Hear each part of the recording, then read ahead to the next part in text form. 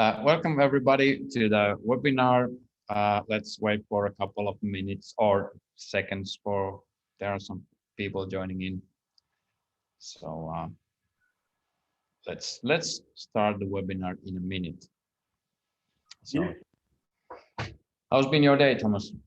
Yeah, it's been good so far. It's been good. I'm based in Dublin, as you know, and we actually have a bit of a late summer. Oh, that's nice. It's this afternoon anyway. It can change quickly, but right now it looks nice out. Yeah. It's not that bad in Helsinki either. I'd say Finland, you're in the middle of the deep winter already, are you? Oh yeah. Well, all right. Hey, it's 1 minute past 3. So one more time, welcome everybody to Advanced B2B webinar. The topic of today is a sales and marketing technology stack and how you can use technology to grow your business. Let me introduce our guest speaker first today. We have Tomas Riis Jensen from Hubspot joining us. Thomas, great to have you here and welcome. Thanks, Mikko. Really been looking forward to it. Great, thanks. My name is Mikko Laaksonen. I work for Hubspot Diamond Partner Company, Advanced B2B. We are based here in Helsinki, Malmi, Finland, and I'm also going to be the host of this webinar. All right, so we have 45 minutes today, and we're covering 4 main topics in this webinar. First of all, we start with discussing what is sales and marketing technology in the first place. And then what are currently the trends that we see that are shaping the tech space at the moment. Then we're going to discuss a little bit about the importance of having a solid tech stack and also give you some tips for that. And then I think the most interesting part of the webinar, we get to see a live example from Tomas. And Tomas is using a lot of sales and marketing technology in his daily work. So we get to see a sneak peek into the day in the life of a Hubspot sales rep by Tomas in the end of the webinar. Few practicalities before we start. So this webinar is being recorded, meaning that you will of course be able to watch the recording afterwards. If you have any questions during the webinar, there is a chat button somewhere there on the screen. Just submit your questions there, and we do our best to answer your questions during the last couple of minutes of the webinar. All right, so let's get to the point. And what actually is sales and marketing technology that we are talking about today? I took a couple of examples of front pages. I mean, these are just basically pretty much chosen from the top of my mind. But you see the point here is that if you would take pretty much any B2B SaaS website, you would see a CTAs like this. It's actually estimated by Gartner that by 2025, 80% of the sales interactions that's in B2B will take place in digital channels. So we will definitely see, going to see a lot of these kinds of websites where you have a very clear, straight to the point type of CTAs. You have book a demo here, and this is from Hubspot, and then you have the very own marketing content store from Advanced B2B, where you can calculate your price for your marketing content and buy in online and schedule a demo if you like. Okay, but the sales and marketing technology that we are talking about today, that's not just websites and CTAs, but there's actually a lot more happening behind the scenes to run their daily sales and marketing operations. So let me walk you through like a typical marketing and sales process from the tech point of view that we see with many companies that we work with. So this is not an actual process from any of the examples that I just showed you there, but rather just like a typical setup of marketing and sales tools that we most commonly face. All right, so everybody has a website. That is of course obvious thing. And there you have your product information, you have the user stories, you have the blog, and you have some gated content, fact sheet, product information, even an e-commerce store, and then you have analytics. already if you just have like a website with some basic functionality, you will probably already have something like 10 different tools to manage there. And then when we move forward, you need a CTA tool and a form to convert your visitors. And typically this is also the place where you want to do some A/B testing. And that's where you again will need another tool. So after some 15 to 20 different tools, you are ready to start lead nurturing to convert your visitors into paying customers and then eventually growing them in time. Okay, but I mean, even if you have like a really low touch sales model, not everybody is still ready to make the purchase online. Like we saw with Hubspot example, for example, you might want to offer the visitors possibility to book a demo.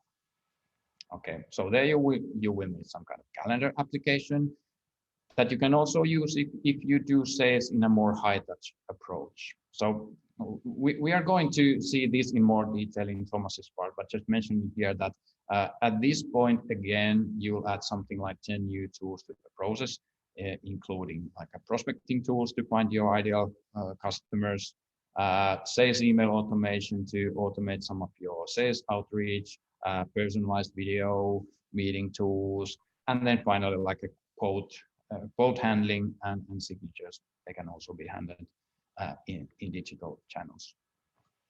All right, and then moving on to the service, you have some ticketing tools, and then of course we have marketing here, doing all kind of like email campaigns, content in different media, paid acquisition, social tools, etc. Again, another 10 to 15 tools to add into this tech stack. All right, so to really use this technology to grow your business, you really need to be able to manage all these like 40 different applications, like we see here in a simple process. And it's typically done, for example, by consolidating all this information into one system. Now, that's typically the CRM. And the CRM is also what you can then use as a basis for your like a business KPI reporting. So when we talk about tech stack, it's all a bunch of these tools that we call your market sales and marketing technology stack. And it's important to remember that it's not just about one single tool for a specific purpose, but it's actually how these tools work together and how you can use the information from different tools in different parts of the process. All right.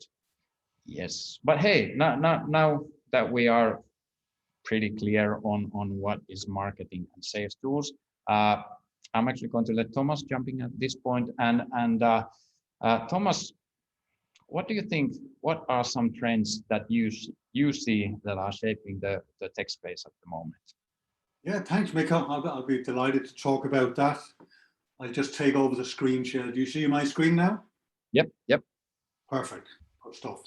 So, Miko, thanks. And again, guys, as you see, Miko has just introduced us to what it looks like from your end, right? When you shape this, I just want to initially here turn it around and look at these trends from the buyer's perspective. So there's primarily three trends we see at the moment, right? One is, and you will all be well familiar with this, we are purchasing online now, right? And we've moved all our meetings and sales meetings online. And this has obviously only been hugely accelerated by COVID, and it looks like it'll stay like that going forward as well, right? Now, the third trend, and the one I want to spend time on today, is the companies that we see growing rapidly and really experience success today. They make it very easy for their buyers to buy their product or buy their services, right? They're what we would call nowadays experience disruptors. Now, that term experience disruptor is not something I've come up with. It's actually something I've stolen from our CEO and founder, Brian Halligan, who introduced that term back in 2019 in his keynote at our annual inbound in Boston. And the point that Halligan would make here is that if we look at the late 90s and the early noughties, the big disruptors were disruptors within technology. That's where a lot of new things happen, right? But now in the 20s and before that as well, it's kind of shifted a little. Now it's where in the past there was technology that could really change the landscape. We move towards it's really the experience that the individual buyer experiences. That's really what determines who's going to be very successful in selling. Now let's take a quick look at those two types of disruptors, right, to put it into context. So if we look at the early noughties, like there you're looking at your Google, your Intel, and your iPhone. And what do they have in common? Well, they're all massive technology companies, right? And they've been producing, and they're still producing, groundbreaking technology that has basically changed the way that we live, right? If we then change the perspective to the companies that we see grow very, very rapidly today, it's your Spotify, Zoom, Airbnb, Shopify, and Netflix. And you could ask the question, are they technology disruptors? Not so much, I would say. Like if you look at Spotify, like we could stream music online way before Spotify came around. And the same with Zoom. There was hundreds of video technologies out there before Zoom came around. And still Zoom came in and more or less took over the market in many ways. Sure, it's Zoom we're using today, right? So what do these companies have in common? Well, two things really. They make it very easy for their customers to buy their product or service, and they make it very, very easy for them to use it as well. Now, like so many things, this is a trend that started in the B2C space, right?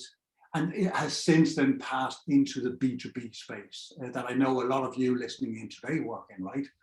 So what we see again and again is we bring our private behavior and expectations of a procurement process, we bring that into our professional life. And that's the same that we see here with this focus on, easy to buy. So how do we make it easier for our customers to buy? Well, we have to be able to follow the buyer's journey and nurture the individual prospect according to the specific behavior that this potential buyer has shown, right? And to do that, we need to be able to, first of all, monitor our buyer's journey very, very closely. And then based on that monitoring and all that good information we're retrieving there, we need to be able to understand where they're at, right? Where are they on the journey? Are they at the early stages? Are they at the late stages? And also what is the specific interest that they have here, right?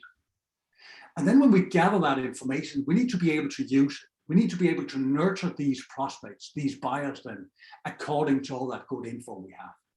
And when I talk nurture here, I mean your marketing team needs to be able to act on it and build out automated nurturing. But your marketing team also needs to be able to pass this lead on to the sales team when they show a behavior that they're ready to talk to sales. And then your sales team need to be able to continue that nurture in accordance with what marketing has already done, right? So we have to be very closely aligned here. Now, what's the biggest obstacle when it comes to following the buyer's journey and nurturing them based on their behavior and interests? Systems. Systems is the #1 obstacle we see, right? So the reality that a lot of companies are living in is that their marketing team and their sales team and the support team that will take over the customer when they come on board, they live in separate systems, right? So we're living in a world where, we're experiencing disconnected data, which makes it very hard for that marketing, sales, and service team to align. This causes an inconsistent and incoherent buyer experience, right? Like your prospect, the potential buyer, when they're passed from marketing to sales, sometimes it can nearly feel like it's two separate companies that they're communicating with, right? And all this incoherence is caused by these internal data silos that we can build up when we have our teams working in 5, 10, 15 different solutions.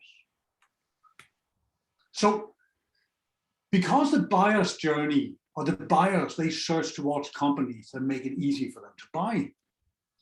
The number one mega trend that we see companies follow at the moment is they move away from this patchwork of solutions. So from this multitude of solutions where marketing, sales, service are working in 15 different applications, and they're moving towards working out of one unified solution where the full front office, so marketing, sales, and service are fully aligned. Now, before I hand back to Mikko, I just want to reflect this back on Hubspot, the company I work with, and the way we have kind of developed over the years, right? So Hubspot was founded back in 2006, and back then it was like, we were 5 employees in a basement in Boston, right? And now in 2021, we're over 5,000 employees based in out of 11 different global offices, and we have hundreds of people working from home all over the world as well, right? And we've kind of followed this journey as well, as I just mapped out. So when we started out, we used our own marketing application. And in the beginning, we just had spreadsheets as a CRM. And then pretty quickly, we grew out of that, right? So we purchased Salesforce as our CRM. And we also purchased a range of solutions that we could use for our customer support. And as we grew, we experienced the very thing that we've just looked at, right? So we had 6, 7, 10 different solutions. When we nurtured a lead in marketing, passed them on to sales, there was a disconnect. Like the sales reps didn't feel comfortable, they had all the information they needed. And when sales closed a deal and passed it on to the support team, again, they didn't have all the information that they needed. So that's when we moved towards the middle part here. We moved our full front office marketing, sales, and service into one unified solution.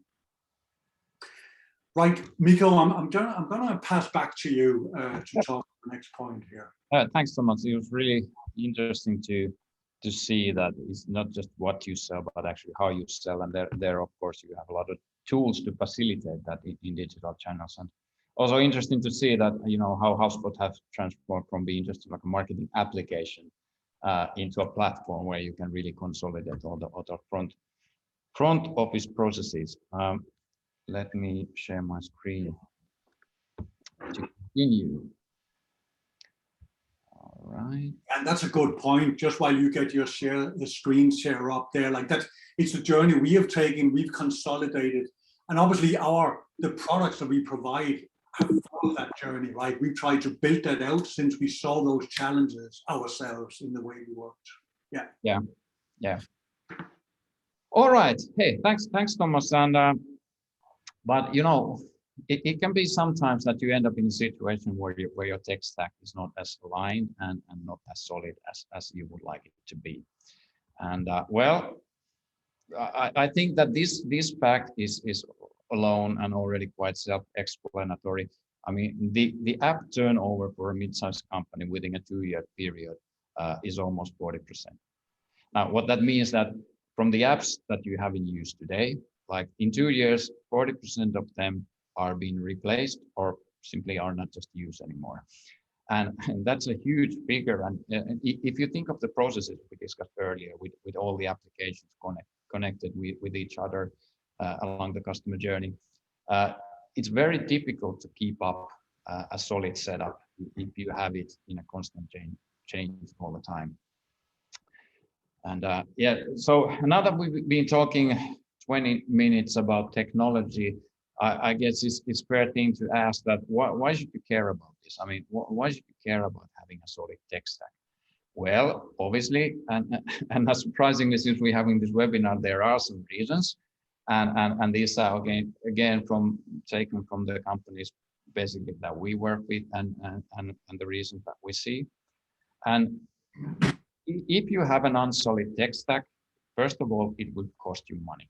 I mean, it might be that you end up purchasing like duplicate applications, you forget to cancel your subscriptions, for example. It could be that some of your applications were somehow time bound, meaning that you hired them to do a specific thing, which is no longer relevant. You might be overpaying for licenses. People leave, but you forget to cancel paid seats.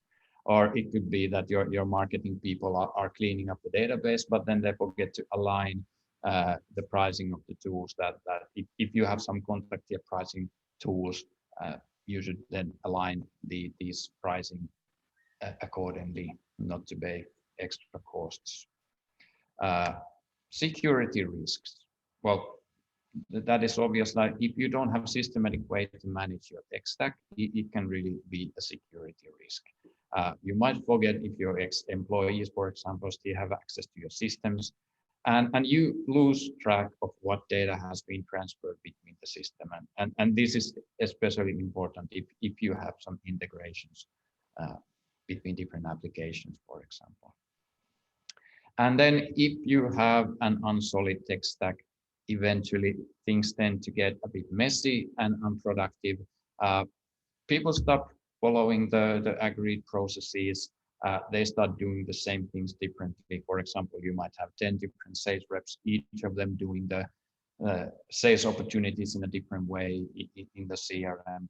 And this leads pretty fast to a situation where your data gets really messed up because people don't see the value in using systems.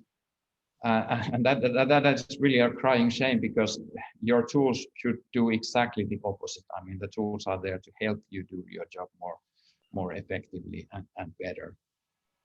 Okay. So what then are the reasons that are the most common reasons that are causing this? Again, taking from our experiences, reason number one, it's very easy to buy an application today. So even in a small company, you can end up in a situation where you have marketing and sales purchasing tools that are to some extent overlapping. And just because it's so easy to buy an application without having to think about the bigger picture. Unclear ownership of applications and data. You know, people leave sometimes, but the ownership of the tools is not always transferred to other people. There could be also unclarity of what system hosts the master data. For example, if you have your marketing lists in MailChimp, for example, and you are using like Pipedrive CRM, should you update the unsubscribe from MailChimp to your CRM? Now, which of these systems is the master database for your marketing permissions? You should be able to asking all these kind of questions and also answer them to keep your tech stack in good health. I think this is everybody's favorite, holding on to legacy systems. So, like I said, it's very unlikely that the tools and applications you use today will be there still after 10 years. The app turnover is very fast, and well, even though it's not that fast with the business critical systems like the CRM, it's still clear that these systems will also become like a legacy burden sooner or later if you just let them be. So basically, if you have some kind of like a legacy system somewhere in the closet, basically the sooner or better you get rid of it, the better that is. Because I mean, if you don't have the systems to support the daily work, then people will find creative ways to get their job done and, for example, start purchasing different kind of tools. All right. So if you are not there yet, here are a couple of tips to you to help achieve more solid tech stack. First, have a clear vision. I mean, tech stack is always built over the years, and even though it evolves all the time, you don't want to find yourself like changing it too often. And just having a vision, like what is your long-term goal, it helps you build the solid tech stack, and that then will perform throughout this customer journey. And also, when you hire an app to do one thing, try to always think about the big picture, how this application will fit in the other processes that are there at place already. And many companies have like a purchase plan, but have also exit plan, so that you know that when it's time to let some tools go. That is also a good thing to keep in mind. This is probably the key takeaway from my side in this webinar. So if you want to remember only one thing from me in this webinar, I hope it's this. Make your tech stack someone's responsibility. Like I said, there are so many different tools and applications changing all the time. You just need to allocate someone to look after it. It can be somebody full-time, it can be part-time. If you don't have your own resources, it can be an external resource. I mean, there are platform consultants out there that can help you. But the most important thing is just have a person to look after your tech stack. Your tech stack will not manage by itself. It needs somebody to look after for it. And try to think like a platform. Well, like we saw in the beginning, you need a place to consolidate the information for different tools into one place. You will need some integrations between the system to make your data usable in different processes. Just have a platform that allows like easy integrations and in that way easy usage of your data.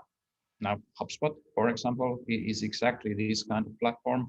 There are many others as well, but keep in mind that it's good to have one place to consolidate your information.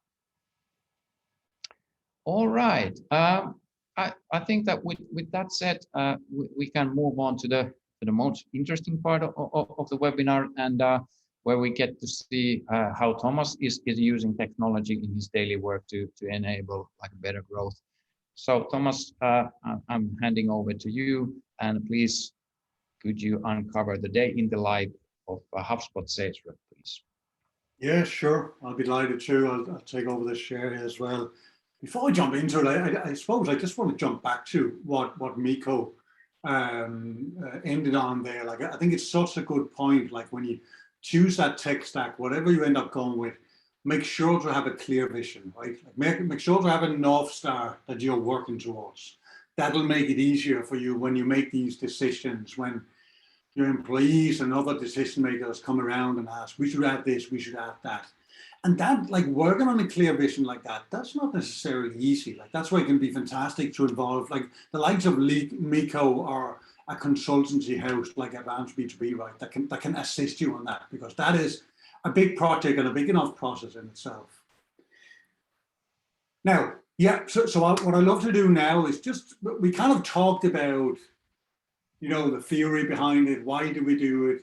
And I'd just like to give you an example of what it's like for me. So I work as a sales rep here in HubSpot, right? So what it's like for me to work in a company where the marketing team and the sales team is closely aligned in working out of one unified system. And before I jump into it, I suppose I was thinking about before the webinar today, like what is the two main obstacles for me as a sales rep? And for most, and I'm not just thinking about HubSpot, also in my previous career with other companies. And it's typically two, right? One is time. Like, time is always the one thing we sales reps run out of. And when you look at average statistics from, for example, Gartner, I think it was last year, they came out with the stats on what sales reps spent their time on, and it's nearly up around 60 to 70% of the everyday of a sales rep is spent on things that is not selling. So admin, you know, running lists from themselves, remembering to reach out, that kind of thing. So that's a massive chunk of your day. So time is a massive obstacle for a lot of sales reps.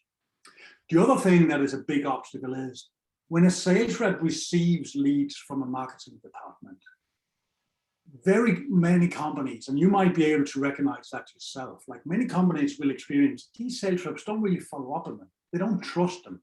They don't feel like they have the information that they need on these leads. So you might have a marketing department that's working as much as they can, bringing leads to the table, and then just experiencing that sales doesn't pick them up. On the other hand, you might have a sales department that receive these leads, but they simply feel they don't have the sufficient context, or they don't think it's a good fit, so they never really engage with them, right? And that's two aspects. And after I've joined HubSpot and kind of joined a company where we have a really close marketing alignment, we're working out of one system, that's two main parameters for me that has been improved massively, right? One is time. I spent my time on selling. All the admin, or a huge part of my admin, has been taken away from me and automated. And the other thing is, I can trust the leads that I get from my marketing department. As we're going to see a little later on in this presentation, I have full information on what my marketing department has done, what kind of information they have nurtured the lead with, and I can see what has this lead actually been looking at. So I feel very comfortable when I reach out to these marketing leads.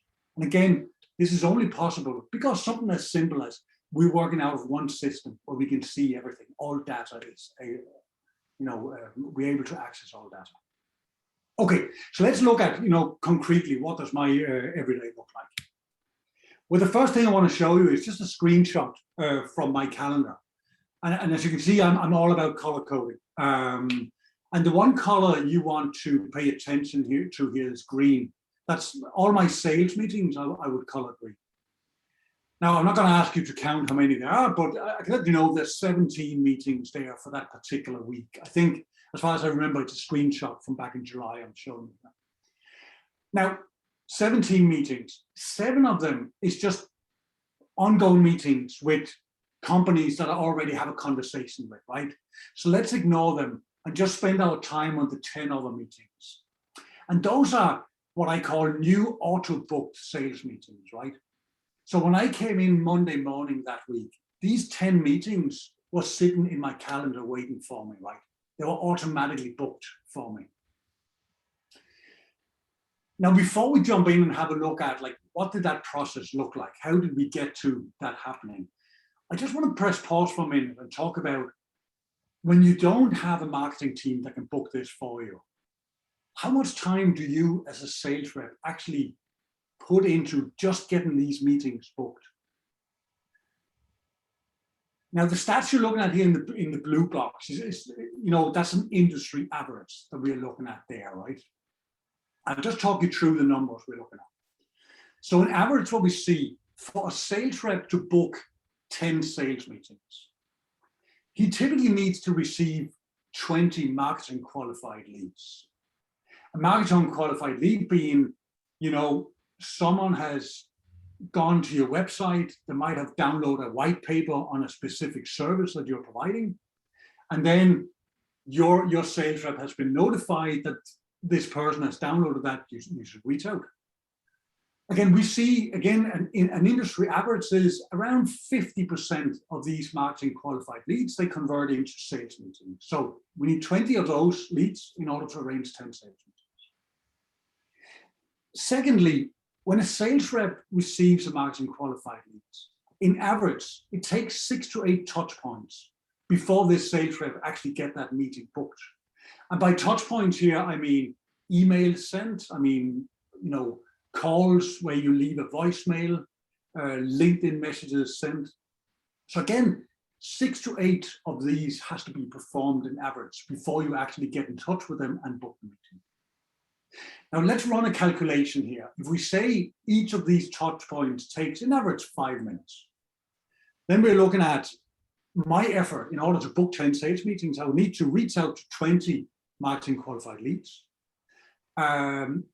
As a minimum, I would need to reach out to each of them 6 times. We say 20 times 6. And then it takes around 5 minutes on average. So we multiply that by 5 minutes. So I just want to point out, in a world where you don't have this commentary and have this close alignment, for most of your sales reps, it can take up to 10 hours just to book these 10 meetings, right? But they haven't even had a qualified conversation, but just to get them in the calendar. Okay, I just wanted to keep that in mind as we go through now and have a look at what it can look like when your marketing and sales team work very closely together. So for me, the meetings that are booked for me and all the work that goes into it, you can kind of break it down to 3 steps. First of all, as we already mentioned, you're going to have a lead that converts on something on your website or social media, sign up for a webinar, whatever it might be, right? Then when they convert it and become a lead, they will receive what we call an auto prospector email. So basically, my marketing team starts nurturing this prospect with emails, and they're going to start sending information, and not just generic information, but information that is specific for that particular interest that they have shown through their behavior, and also that is specific with regards to where is this lead on their buyer's journey. Can we see from their behavior that they're at the very early stages, or are they towards the bottom of the funnel, as we call it, where they're ready to have a conversation with you? Now, these auto prospector emails is going to run in the background until at some point, around 50% of the leads are going to book a meeting directly in my calendar. So what happens? Like when there's a lead in my name that converts on something, I'm going to receive what we call an MQL email or marketing qualified lead email, right? So you can see there's a fair bit grayed out here because this is an actual live lead, but I'm just going to talk you through what you're looking at, right? So first of all, it's going to let me know this particular prospect has recently converted on content with regards to our marketing software. And if I follow these links, I'm going to be able to see exactly what the prospect has been looking at. I can then see what should I do next. Well, in this case, I shouldn't do anything because these guys are eligible to receive an auto prospect by email. So basically, marketing is just letting me know, look, Thomas, one of these leads is engaging with us. Don't worry about it. We're going to nurture them, but we're just notifying you that this is happening. And that's going to run in the background now, right? This is just an example of what one of these nurture emails can look like. So, we're addressing the person. We are sending that person some content that is relevant to the specific interest. And there's going to be a meeting link there where they can book a meeting directly in my calendar. And that's what happens. Like as we talked about, around 50% in industry averages of these marketing qualified leads, they actually end up booking a sales meeting. So that's what we see here. We can see this person has booked a meeting with me the 15th of July at 8:30. I have a little bit of context on what is it they're interested in talking about. Well, they want to understand the possibilities of the marketing and the services too that we have in Hubspot. Now, as I have never directly engaged with this lead, I don't have much information about this person, right? And this is the number one reason why many companies experience a disconnect between the marketing and the sales team, where the sales reps, they don't really pick up and successfully engage with these marketing qualified leads, simply because they don't receive sufficient information in the lead handover. Now, in my case, because we, and by we I mean marketing and sales, because we work out of the same system, I can simply click View in CRM, as you see at the bottom of this, and then I'm going straight into our CRM system, and now I have full access to all that good information that our marketing team has retrieved, right? So all that data is not living over here in marketing solutions, and now parts of it, if I'm lucky, is passed over into the system that I'm working in sales. I have direct access because we're working in the same system, right?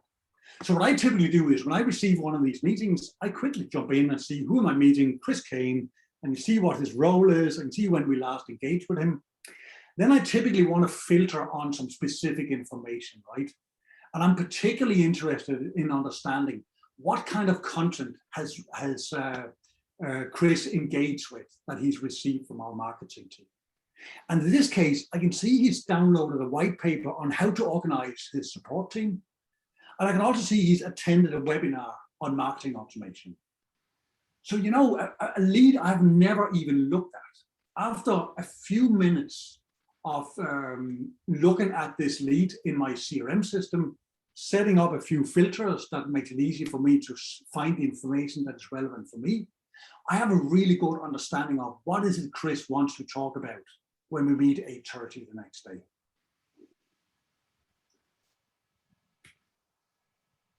So that's just kind of that process that I work with, right? And I suppose like how easily I get access to that information and I can engage with those leads.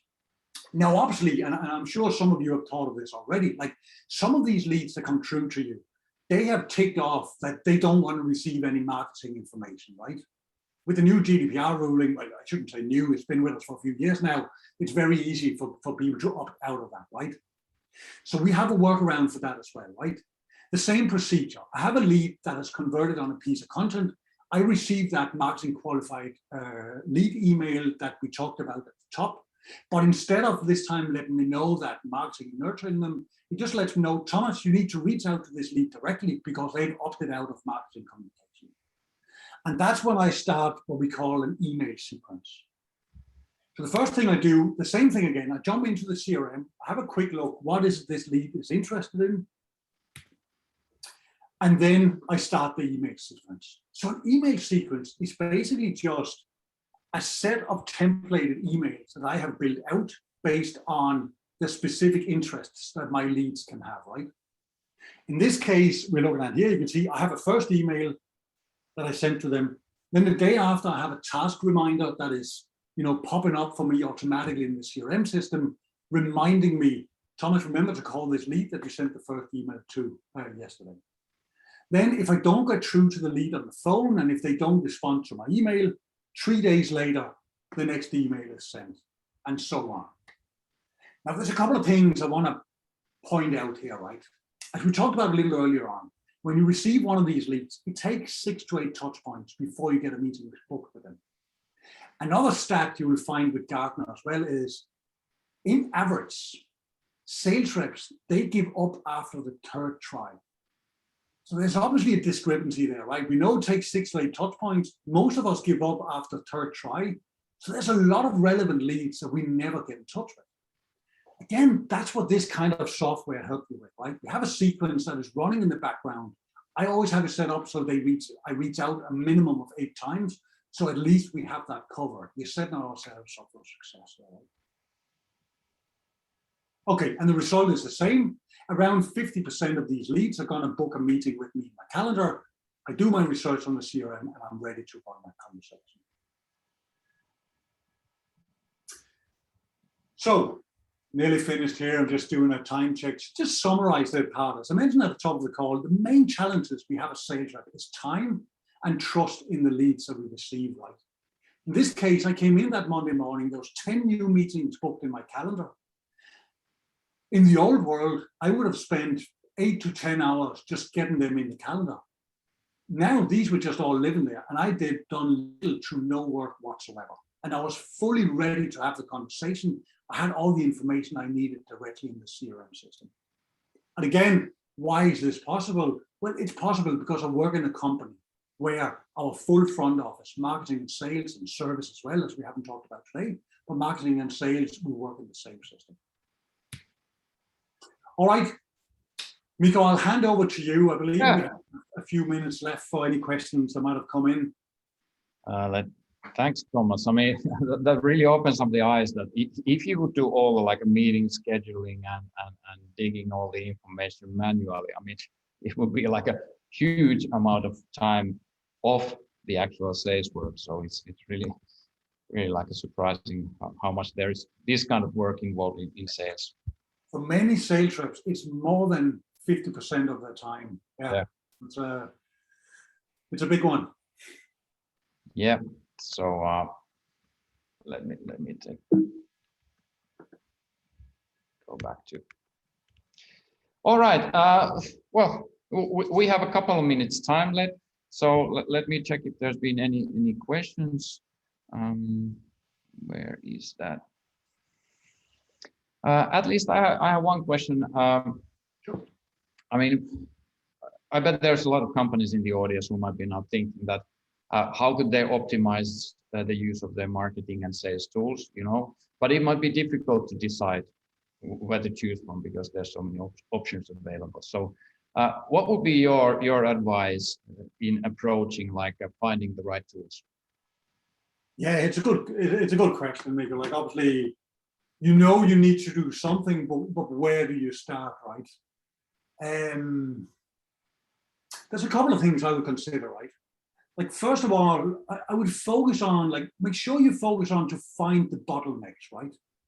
So where are your marketing and sales people spending their time today? Or rather, where they're wasting their time, right? Where can we cut something back?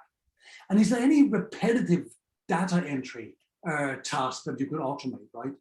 So for example, as I exemplified for you here, just the fact that I work in a company where everything that marketing has done, it just lives in the CRM. I can see it all. I'm not dependent on marketing passing that over to the system that I'm in, right? So that's one thing, right? Find the bottlenecks. Where are the pains? Secondly, map your processes, right? So have a clear understanding of what data should be gathered in different parts of the process, right? Like who is responsible for the data, like across sales, marketing, and service. And when you understand this, like you'll be in a better position to evaluate the tools, right? When you kind of taking that approach first. That would kind of be two main things I would focus in on first. Find the bottlenecks and then map your processes. Yeah, I mean, absolutely agree with you. Hey, whew, I mean, it's gone really fast, 45 minutes. We are sadly running out of time already. So just want to say as a final word, you will get the recording afterwards. And thanks for joining. Stay tuned also for coming Advanced B2B webinars and the Growth Hub podcast. Bye for now and have a great day.